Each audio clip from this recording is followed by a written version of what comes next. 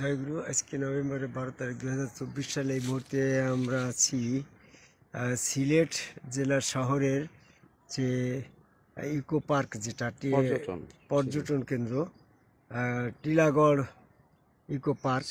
সিলেট পর্যটন কেন্দ্র, একমাত্র পর্যটন কেন্দ্র সিলেটে এটাই। এখানে অনেক উপরে একটা টিলার উপরে পার্ক। এই পার্কের পাদদেশ, পার্কের উপরে দাঁড়িয়ে পিছনে অনেক পাহাড় দেখা যাচ্ছে। এই নির্জন একটা পরিবেশ, এখানে অনেকেই আসছে দেখছি আমরা এই মুহূর্তে। পড়ন্ত বিকেলে একটা বিষয় বলতে চাচ্ছি, সেটা হচ্ছে আল্লাহ এবং বান্দার সম্পর্কে অনেকেরই ভিন্ন ভিন্ন মত আছে। তো সেক্ষেত্রে আমরা যেটা বলছি যে হচ্ছে আল্লাহ মানসির মতন। যেমন আদম আলাইহিস সালাম যখন আল্লাহ দর্শন লাভ করলো, আল্লাহ দেখলো আল্লাহ মানসির মতো, কারণ আল্লাহ নিজ রূপে মানুষ তৈরি করেছেন। তারপরে এই মুসা আলাইহিস সালাম যখন আল্লাহকে দেখলো, সেটাও তুর পাহাড়ে দেখলো আল্লাহ মানসির মতো, কারণ মুসার সাথে যখন পাহাড়ের পাদদেশ, পাহাড়ের কথা হয়, তখন মুসার স্বরূপেই আল্লাহ পাক দাঁড়িয়ে স্বরূপের ছদ্মবেশ ধরে কথা বলছে। তাহলে মুসার স্বরূপে যদি আল্লাহ কথা বলে, তাহলে আল্লাহ দেখতে মানুষের মতন। ঠিক মোহাম্মদ, এটা সূরা তাহার 12 নম্বর আয়াত। তারপরে আসছে সূরা নজমের 6 নম্বর আয়াতে বলছে, মুহাম্মদ সাল্লাল্লাহু আলাইহি ওয়াসাল্লামের কাছে যখন আল্লাহ পাহাড়ের পাদদেশে ঝুলন্ত চেয়ারে উদয় হইল, তখন মুহাম্মদ সাল্লাল্লাহু আলাইহি ওয়াসাল্লামের স্বরূপে আল্লাহ দর্শন করল। তারপরে মুহাম্মদ সাল্লাল্লাহু আলাইহি ওয়াসাল্লাম দেখলো যে আল্লাহ মানসির মতো।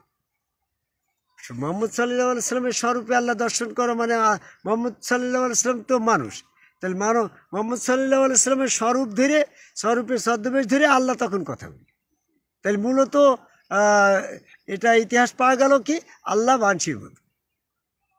বর্তমানে যখন আমরা এই বিষয়টা নিয়ে আলোচনা সমালোচনা বা আমরা ধর্ম প্রচারের ক্ষেত্রে কোরআন ভিত্তিক আল্লাহ সম্পর্কে কথাবার্তা বলতে যাচ্ছি, এক শ্রেণীর মানুষ বলছে যে আল্লাহ আল্লাহর মতো আর মানুষ মানুষের মতো। এই ব্যাপারে তাদেরকে যখন বলা হয়, এক শ্রেণীর লোক আছে যারা তারা আল্লাহকে আকৃতিগতভাবে স্বীকার করেই না। তারা বলে যে আল্লাহ যদিও আল্লাহর হাত আছে, পা আছে, চেহারা আছে, আল্লাহর মুখমণ্ডল আছে, তো সেটা আল্লাহর দেহ আছে, ধড় আছে, এগুলো আল্লাহর মতো আল্লাহ, এগুলো মানুষের মতন এটা বলা যাবে না। তো তাদের এই দৃষ্টিভঙ্গির পরে যতই তাদের বলা হইল না কেন, এক শ্রেণীর মানুষ বর্তমানে দেখা গেল যে রসুল সুরতের মুহাম্মদ সাল্লাল্লাহু আলাইহি ওয়াসাল্লামের সুরতের ছদ্মবেশ ধরে আল্লাহ তার সাথে দেখা দিল। আরেকমভাবে মুসার রূপের চেহারা ছদ্মবেশ ধরে আল্লাহ তার সাথে পাহাড়ে কথা বলল। আদম আলাইহিস সালামের চেহারা ছদ্মবেশ ধরে আদম আলাইহিস সালামের সাথে যখন দর্শন দিল, এরকম নবী মুহাম্মদ সাল্লাল্লাহু আলাইহি ওয়াসাল্লামের সাহাবারা স্বপ্নে রসুল সুরতে আল্লাহ দর্শন করল। এই কথাগুলো যখন আমরা বলি, তখন এক শ্রেণীর মানুষ বলে যে না, এই সমস্ত কথাগুলা তারা বিশ্বাস করে না। আর আরেক শ্রেণীর মানুষ বর্তমানে আছে, তারা সমগ্রকে রসুল বিশ্বাস করে, রসুলের চেহারার ভিতরে তারা আল্লাহ বিশ্বাস করে, সেখানে আদম কবে আল্লাহকে সেজদার মাধ্যমে তারা আল্লাহ দর্শন করে। এই শ্রেণীর মানুষগুলা তারা আছে যারা যার যার গুরু তার রসুল সুরতে আল্লাহ বিশ্বাসে আদম কবাই আল্লাহকে সেজদার মাধ্যমে তারা আত্মশুদ্ধি লাভ করে শয়তান থেকে পবিত্র হয়ে রসুল সুরতে তারা রসুল সুরতে ছদ্মবেশে তারা আল্লাহ দর্শন করে। আর এক শ্রেণীর মানুষ আছে, যেমন এই যে তারা আদম কবাই সেজদার বিরোধিতা করে, আল্লাহ মানব আকৃতি এটাও তারা বিশ্বাস করে না, আল্লাহর আকৃতি আছে ওটা আল্লাহর মতো, আর মানুষ হচ্ছে মানুষের মতো।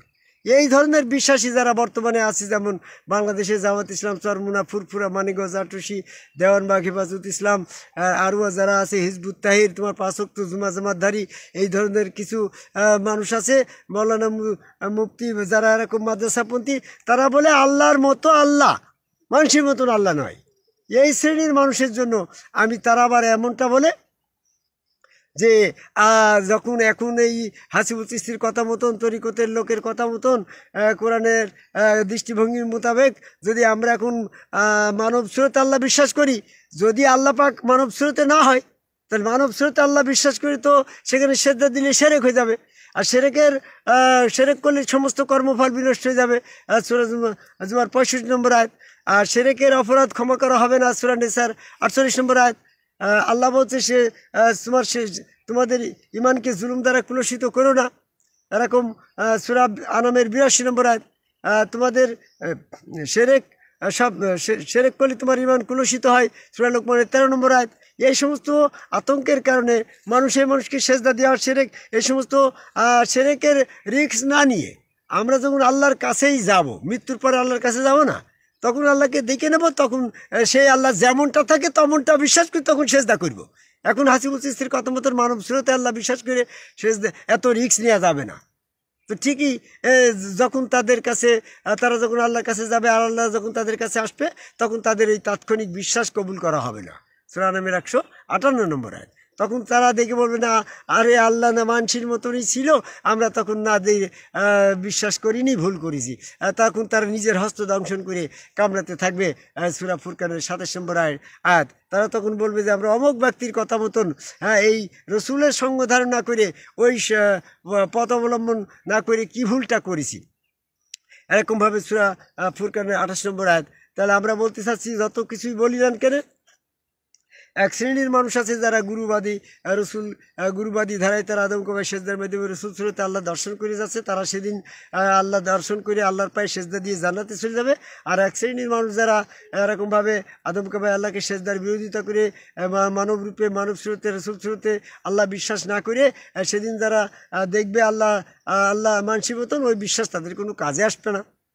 এই জন্য আমি পৃথিবীর সকল মানুষকে এই সিলেটের টিলাগড় ইকো পার্কের সামনে দাঁড়িয়ে পৃথিবীর সকল মানুষকে কোরআন ভিত্তিক মানব স্রোতে আল্লাহ নিজ স্রোতে মানুষ তৈরি করলো, আল্লাহ মানব স্রোতে ছদ্মবেশ ধরে মানুষের সাথে দর্শন দেয়, আল্লাহ মানুষের সাথে ছদ্মবেশ ধারণ করে কথা বলে সূরা 51 নম্বর আয়াত।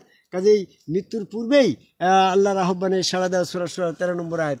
এই জন্য আমরা যারা এখনও এই আদম কবে সেজদার বিরোধিতা করি, তাদের পথ ত্যাগ করে রসুল আদম কবে সেজদাকারী একজন সম্মুখ রসুলের কাছে বায়াত গ্রহণ করে সেখানে সেজদা ভক্তি দিয়ে রসুল স্রোতে আল্লাহ দর্শনে আহ্বান করে আমার কথা শেষ করি। জয় গুরু।